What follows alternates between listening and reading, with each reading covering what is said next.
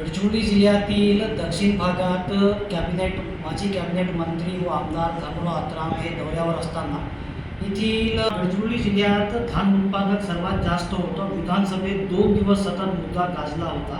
मुख्यमंत्र्यांनी आश्वासन पण दिलेले आहे की यावेळी बोनस देऊ। तर खरेदीवर काही वाढ होणार का तुम्हाला का वाटतं?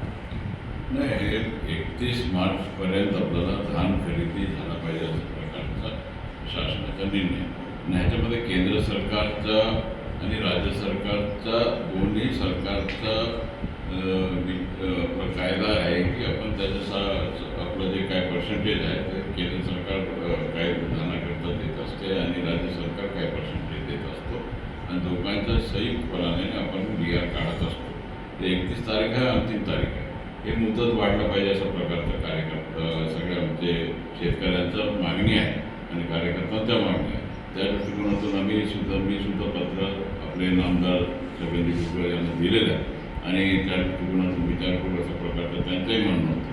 परंतु हा विषय बोनसचा हा भाग वेगळा आहे, परंतु सर्वप्रथम आता मुदत वाढणं हा गरजेचं आहे। शेतकऱ्यांकडे धान उपलब्ध आहे फार मोठ्या प्रमाणामध्ये आणि ते धान खरेदी करण्याकरता शेतकरी वाट बघत आहे।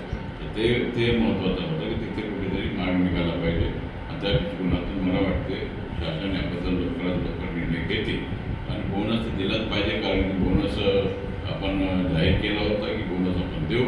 त्या दृष्टिकोनातून शासनाने बोनस देण्याचं काम शेतकऱ्यांनी केला पाहिजे अशा प्रकारचा आवाज शासनाने मी करतो। बघू शकतो की मोठ्या प्रमाणात शेतकरी जे आहेत ते प्रतीक्षा करीत आहेत आणि 31 मार्च शेवटची तारीख होती। तर यात मुदतवाढ मिळेल का ही प्रतीक्षा शेतकऱ्यांना आहे।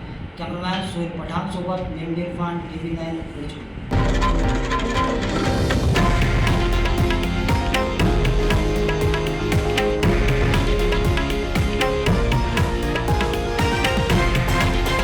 हे आहे देशातील नंबर 1 न्यूज नेटवर्क आणि आपण पाहत आहात TV9 मराठी, एकमेव।